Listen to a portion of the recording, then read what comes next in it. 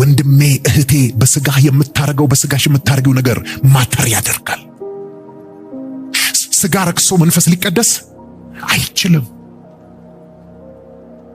እንዲያውም መንፈስ የሚረክሰው ነፍስ የምትረክሰው በምን በኩል ነው? በስጋ በኩል ነው። ለዚህ ነው ጴጥሮስ ምን ይላል? ነፍስን ከሚዋጋ ስጋዊ ምኞት ትርቁ ዘንድ እንግዶችና መጻተኞች እንደመሆናችሁ መክራችኋለሁ ይላል። ወገኖቼ ልንገራችሁ እባካችሁ ይህንን ሰውነት ለጌታ ስጡት።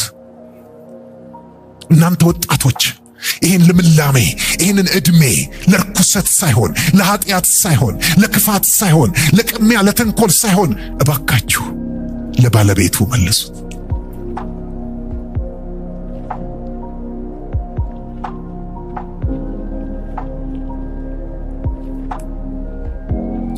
ያን ጊዜ እግዚአብሔር ዕለት ዕለት በመንፈሱ ይሞላችኋል። ለምን? ምን ብሎ ተስፋ ሰጥቷል? ስጋን በለበሰ ሁሉ ላይ ከመንፈሴ አፈሳለሁ ይላል። ተመልከቱ፣ እግዚአብሔር ይህን አርጉ ያን አርጉ አይደለም ያለን፣ ስጡኝ ነው ያለን። ዛሬ ራሳችሁን ለእግዚአብሔር ትቀድሳላችሁን?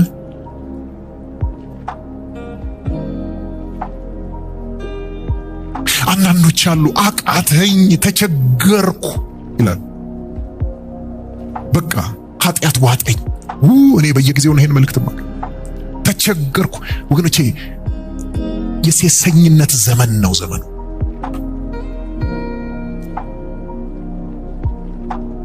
ተቸገርኩ በቃ በተለይ በሴክሹዋል ኢሞራሊቲ በወሲብ በፍትወት ምኞት በቃ ተቸገርኩ ይላሉ።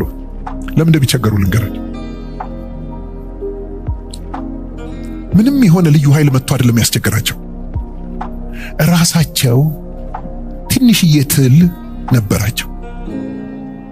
ከዛ በላይ እየመገቡ እየቀለቡ አሳድገው አሁን አውሬ ሆኗል እና ዋጠኝ ምናምን ይላል።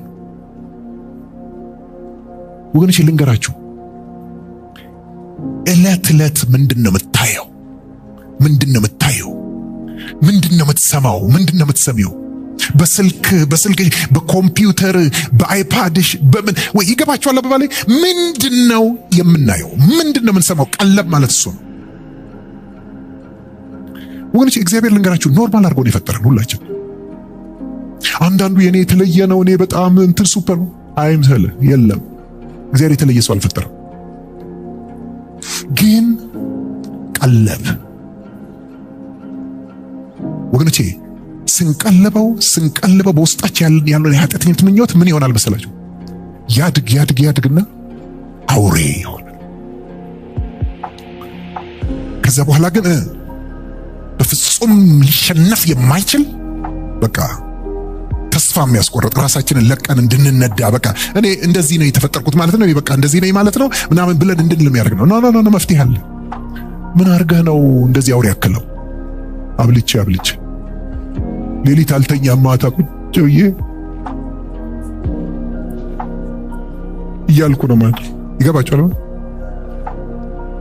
ወገኖቼ። ኢንዱስትሪው በጣም ትርፋማ ስለሆነ በኢንተርኔት ውስጥ በወርልድ ዋይድ ዌብ ኔትወርክ ውስጥ ወገኖቼ ቢሊየንስ ኦፍ ኢሞራል የሆኑ ጸያፍ የሆኑ እግዚአብሔር የከበረ አድርጎ የፈጠረውን ቅዱስ ነገር የሚያረክሱ የሚያዋርዱ አላፋት ነገሮች አሉ። እኛ ቀለብተኞች ነን። ፖርኖግራፊ በዓለም ላይ በጣም ከሚታይባቸው ቦታዎች አንደኛው ህንድ ነው፣ ሁለተኛው ኢትዮጵያ ነው።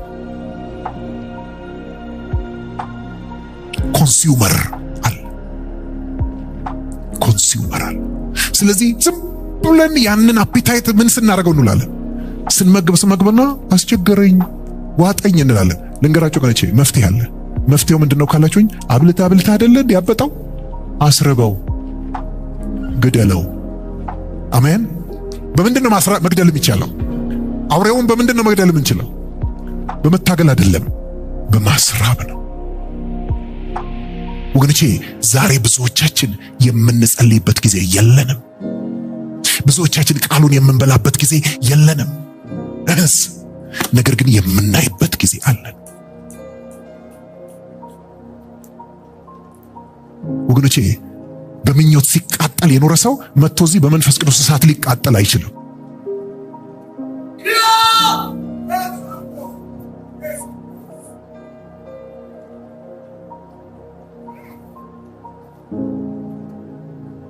ወገኖቼ ዛሬ ሰንሰለት ይበጠሳል።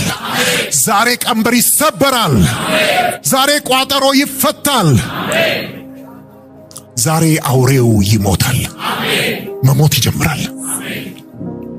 ግን የሆነ ኃይል መጥቶ ሚካኤል መጥቶ ገብርኤል ምናምን ይወጋዋል ይገለዋል እያልኳቸው አይደለም። ኖ አንተ ነው የምትገለው። አንቺ ነሽ የምትገየው። በምን?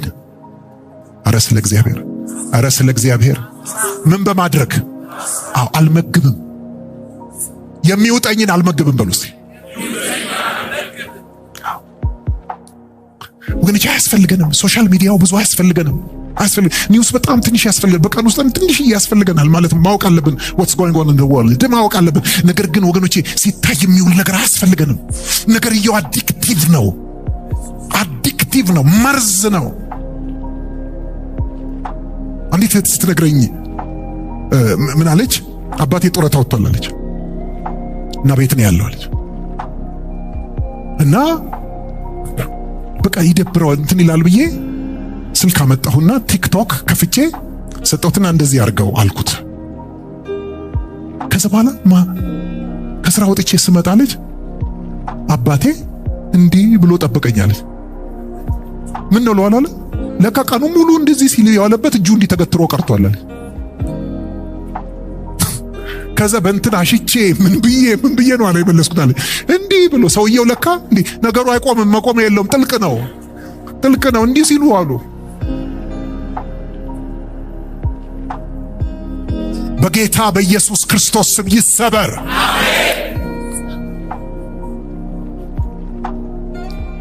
ወገኖቼ ከዚህ በኋላ ኤሊሲቲ የሆነ ቪዲዮ፣ ፖርኖግራፊክ የሆነ አንድ ነገር ልንገራችሁ። ስሙኝ ወገኖቼ፣ ወደ ሴት ያየ የተመኛትም በዛን ጊዜ ከእርሷ ጋር በልቡ አመንዝሯል። ምን ማለት እንደሆነ ልንገራችሁ።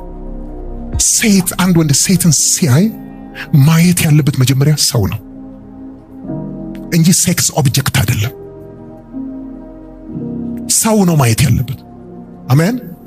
እህት ነው ማየት ያለበት። እናት ነው ማየት ያለበት። አሜን። ሴት ልጁን ነው ማየት ያለበት። ሴት ሰው ነው ማየት ያለበት። አሁን ግን ወገኖቼ የዘመናችን አባዜ ሰው ሁሉ ሲጠጣ መርዝ ሲጠጣ ያድርና ሰክሮ ስለሚወጣ ወገኖቼ ሴት ሲያይ የሚታየው ሌላ ነገር፣ ሴክስ ኦብጀክት ናት። ወገኖቼ ይሄ የእግዚአብሔርን ፍጥረት የእግዚአብሔርን ሥራ የሚያቀል ነው።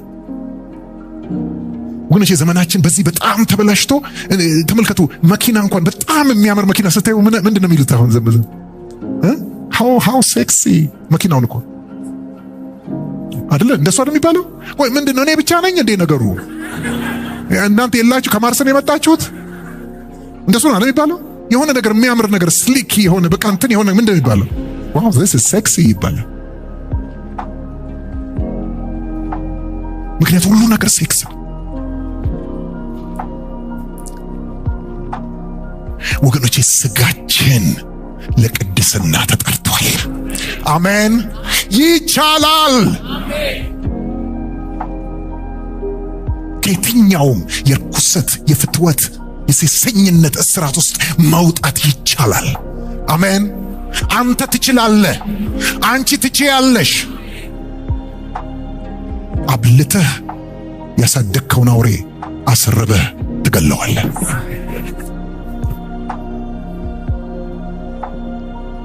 ገንዘብን ከመውደድ መውጣት ይቻላል። ከውሸት ከማጭበርበር ከተንኮል መውጣት ይቻላል። ኑሮዬ ይበቃኛል ማለት ይቻላል። በጌታ ደስ መሰኘት ይቻላል።